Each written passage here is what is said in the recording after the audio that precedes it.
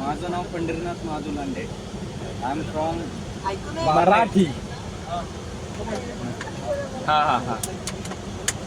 गाव माझं पुणेवाडी, तालुका पारनेर, जिल्हा अहमदनगर. जवळपास 2014 ते 15 पासून माझी या वारीबरोबर सुरुवात झाली. ॲक्च्युली वारीची सुरुवात ही 2010 ते 11-12च्या दरम्यान वेंगुर्लेकर सर आणि सूर्यवंशी माऊलींनी एक 4 ते 5 माऊलींनी कंपनीमध्ये असताना त्यांना वाटलं का करू काहीतरी चांगलं म्हणून, तेव्हापासून त्यांनी चालू केली होती. नंतर ते त्यावेळेस मी आरती इंडस्ट्रीमध्येच काम करत होतो. सचिन माऊली आपले त्यावेळेस जॉईन झाले त्यांच्याबरोबर आणि त्यांनी भरघोस अशा माऊलींना तिथं ॲड केलं. सरांचा कन्सेप्ट होता का शनिवार रविवार जी सुट्टी भेटते त्या सुट्टीमध्ये फक्त जायचं, वारीला चालायचं, दर्शन घ्यायचं आणि परत रिटर्न यायचं. तर नंतर त्यांचा तो कन्सेप्ट एवढा पुढे वाढत गेला का प्रोत्साहन त्यांना चांगलं भेटलं का आपण काहीतरी चांगलं काम करतोय. ज्यावेळेस ते फर्स्ट टाईम गेले त्यावेळेस त्यांचं न्यूजवरती पण चांगली बातमी आली होती. ती न्यूज ऐकून फार्मामधले बरेचसे लोक ॲक्टिवेट झाले आणि त्यांना पण वाटलं शनिवार रविवार आपण 2 दिवस जाऊन देवाला चांगला वेळ व्यस्त करूया. तर त्यांनी इनिशियली भरपूर स्ट्रगल केला हे सर्व चालू असताना. याच्यामध्ये सरांची लिडरशिप चांगली आहे. त्यांना असं वाटलं का मला याच्या म्हणजे केमिस्ट्री आणि फार्माच्या पलीकडे जाऊन काहीतरी समाजासाठी करायचं. ही कन्सेप्ट त्यांना त्यावेळेस ज्ञात झाली आणि त्यांनी ती धरून त्यांचे ते प्रयत्न करून त्यांनी आजपर्यंत इथपर्यंत मला वाटतं आणलं. तर वारीमधला प्रसंग आता सांगण्यात फार वेळ आपल्याला कमी आहे आणि थोडक्यात सांगतो तुम्हाला. ज्ञानेश्वर माऊली हे आता प्रत्येकाचा ऐकण्याचा आणि लक्ष देण्याचा किंवा थिंकिंग करण्याचा ॲबिलिटी ही प्रत्येकाची वेगळी आहे. माऊली हा शब्द आला म्हणजे फार मोठी गोष्ट आहे. महायोगी पुरुष आहे आणि त्यांची संजीवनी समाधी म्हणजे ती समाधी जेवढं काय हे दिलंय त्याच्यामध्ये ती जो काय आत्मा आहे त्यांचा तो नष्ट होणार नाही. ज्ञानेश्वरीमध्ये त्यांनी मस्त वर्णन केलंय ते का ज्ञानेश्वरी लोकांनी का वाचावे, ज्ञानेश्वरीमध्ये काय आहे, ज्ञानेश्वरीप्रमाणे आपण वागतोय का. इव्हन मी पण वागत नाही तसा, पण ज्ञानेश्वरीने सांगितलंय. ज्ञानेश्वरीने एक सुरुवात करून दिली का आपलं आयुष्य काय आहे, आपल्याला आपण आलोय कशासाठी, आपल्याला जगायचंय कशासाठी. आपल्याला जगत असताना आपलं कर्तव्य, आपला परपंच करून, आपलं सामाजिक कार्य करून, आपलं शैक्षणिक कार्य करून, आपलं कर्तव्य करत असताना आपण काय चांगल्या गोष्टी जगासाठी करू शकतो किंवा आपण जगाला काय चांगलं दिलं पाहिजे हे ज्ञानेश्वरी शिकवतो. ज्ञानेश्वरीमध्ये भरपूर प्रकार आहे का त्यांनी सांगितलं. दुःख काय, वैराग्य काय, समाधी काय, सोहळा काय, किंवा तुमचं कर्तव्य काय, तुम्ही काय केलं पाहिजे, तुमची सुरुवात कुठून झाली पाहिजे, असं माऊलींनी भरपूर असं मोठं वर्णन त्याच्यामध्ये केलं.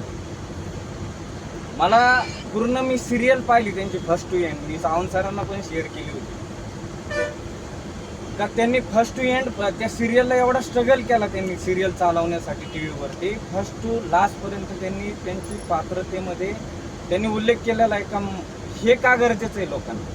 कारण आज पाहतो तुम्ही टी व्हीवरती का भरपूर प्रकार, इन्स्टा असन, टी व्ही असन, याच्यावरती भरपूर प्रकार तुम्हाला ऐकायला येतो. कारण एक लेन सोडून आपण दुसऱ्या लेनला चाललो, खराब लेनला चाललो. कारण आताच्या जनरेशनला आहे ना फार गरज आहे शिवचरित्र, माऊली चरित्र यांची फार गरज आहे. हे आपल्यापर्यंत पोहोचत नाही योग्य वयामध्ये, वेगळ्या वेळेमध्ये, आणि आपल्या घरामध्ये त्या पद्धतीने संस्कार आईवडिलांकडून होत नाही. म्हणून मुलं काय झाली, मुलांकडे आईवडिलांना वेळ नाही. मुलं आता काय करू राहिली, दुसरा पर्याय शोधू लागले. दुसऱ्या पर्याय शोधून नको त्या गोष्टी ते पाहू लागले आणि समाजामध्ये नको ते अनुकरण आता तुम्ही टी व्हीवरती पाहताय काय चालू आहे. तर मला थोडक्यात सांगायचं आहे का ज्ञानेश्वरी काय आहे.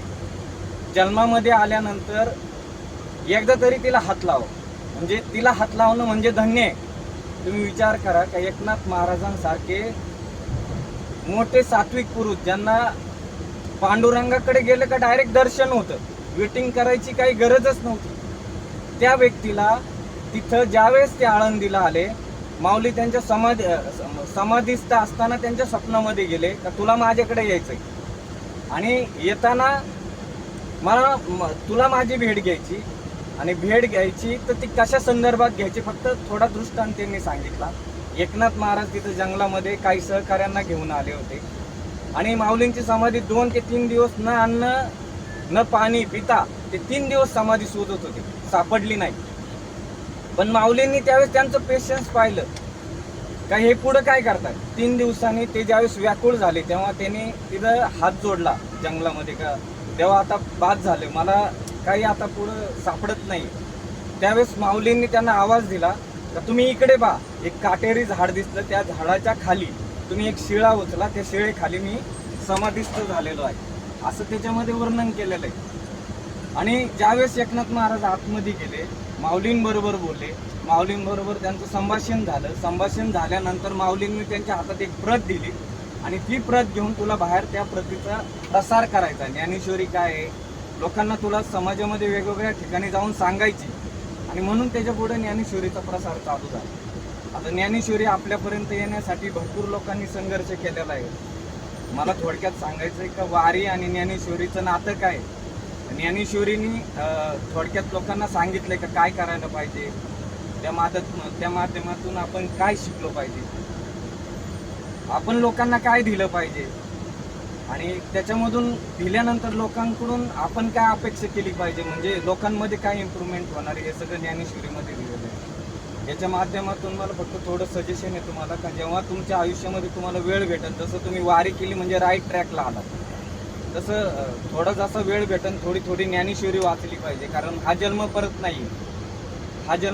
नाही, थोडा वेळ तुम्हाला भेटेल तशा पद्धतीने तुम्ही वाचली पाहिजे. आणि तुम्ही आपल्या घरामध्ये ॲटलिस्ट घरामध्ये आपल्या मुलांना, आपल्या नातेवाईकांना ते जर चुकीचा काही मार्ग करत असेल तर त्यांना ॲटलिस्ट थोडं संकल्पना दिली पाहिजे. कारण तुम्ही पाहिलं असेल इतर धर्मावरती बोलायचा आपल्याला कुठलाही अधिकार नाही, पण इतर धर्मामध्ये काय करतात लोक आता माहिती आहे. मुलांना कशा पद्धतीने गायडन्स चालू आहे, आपण तो वेळ खर्च करतच नाही त्यांच्यामुळे. त्यांना पुढे काय माहीत असणार आहे त्यांच्या आयुष्यामध्ये, ज्ञानेश्वरी काय, शिवचरित्र काय किंवा गड किल्ले काय.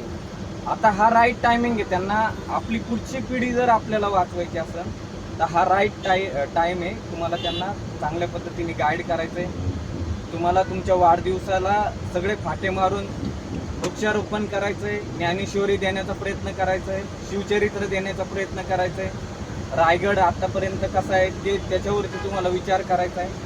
मला माझा वैयक्तिक अनुभव सांगतो का वारीमध्ये आल्यानंतर मी काल यांना बोललो का ज्यावेळेस आम्ही पालखी येत होती, पालखी येत असताना आमचे गुरुवर्य राजेश सरांना दर्शन चांगलं भेटलं.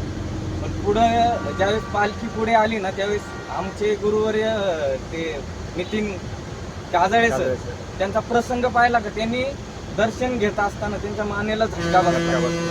मग त्यावेळेस मी यांना बोललो, संपतला आणि हर्षदला, म्हणलं आज काहीतरी आपल्याला रेकॉर्ड करायचं, तुम्ही फक्त पेशन्स ठेवा, चुकीचं काय होणार नाही, माऊली आपल्या बरोबर आहे. ते म्हणले काय करायचं सर, म्हणलं तुम्ही थांबा जरा, आपल्याला दर्शनच घ्यायचं ना, तुम्हाला समाधान वाटलं पाहिजे ना दर्शन घेताना. ते म्हणले हा सर काय करायचं. मग एक 5 मिनिटं वारी आम्ही रथ पुढं जाऊन दिल्यानंतर आम्ही ना फक्त त्या दोरीला जाऊन हात लावला.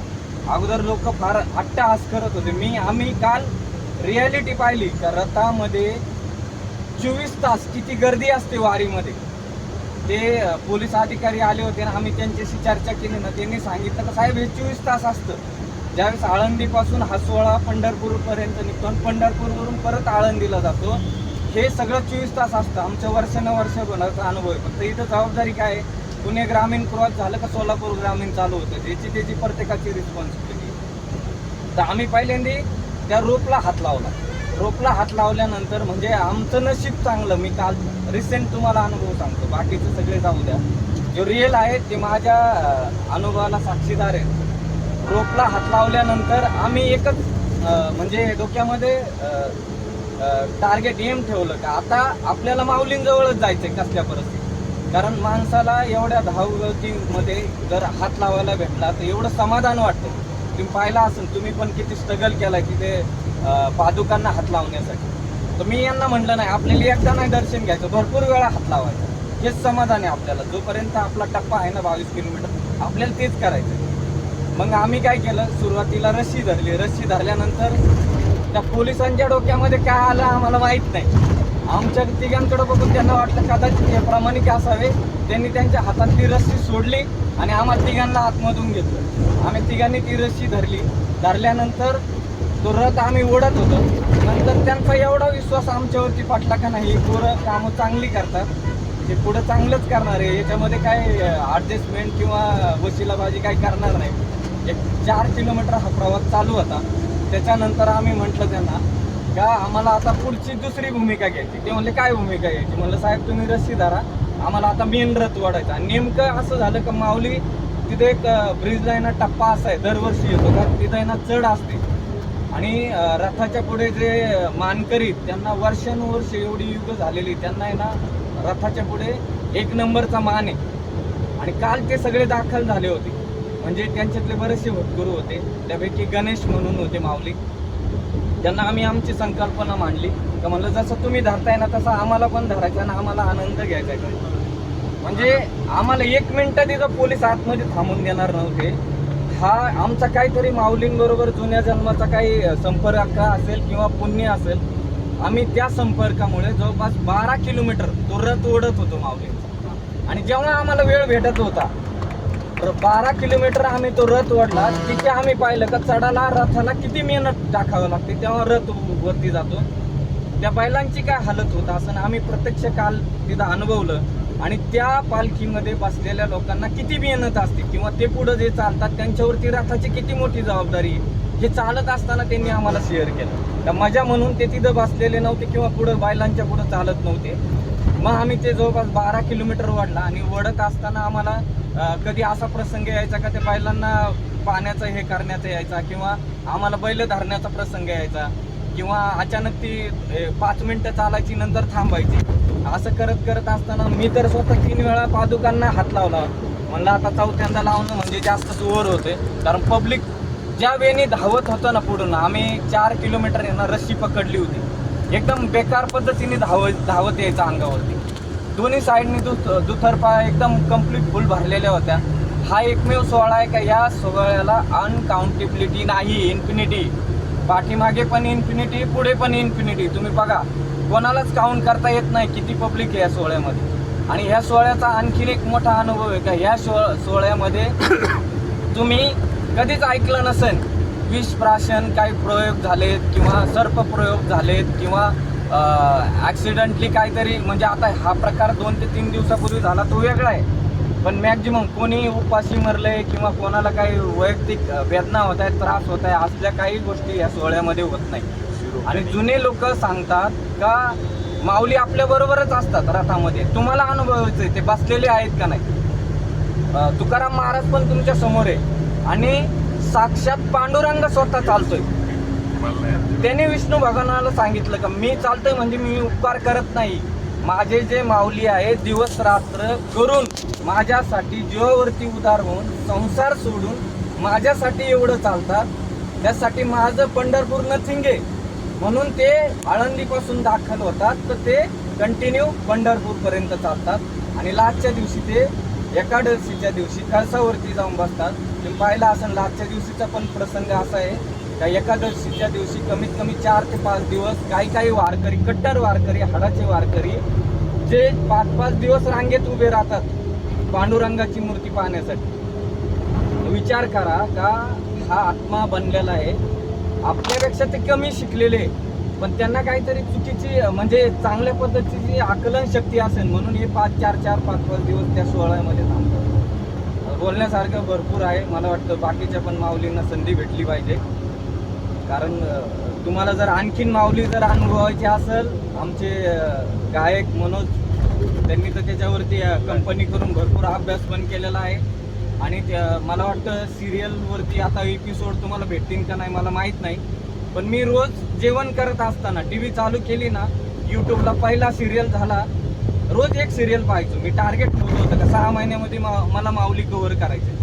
आणि कोविडमध्ये मी शंभूराजे शंभूराजे काय आहे, शंभूराजे किती पवित्र आहेत. कोविडमध्ये मला वेळ भेटल्यानंतर त्यांचे सेशन सगळे कंप्लीट केले होते. आणि ते सेशन झाल्यानंतर मी माऊलींचा सेशन चालू केला. हा फर्स्ट सेशन टू लास्ट त्यांचं जवळपास 11,065 सेशन झाले होते माऊलींचे एपिसोड. तेवढे सिरियलवरती सगळे मी नॉनस्टॉप पाहिलेले. माझ्याकडे बोलण्याबद्दल त्यांच्याबद्दल भरपूर आहे.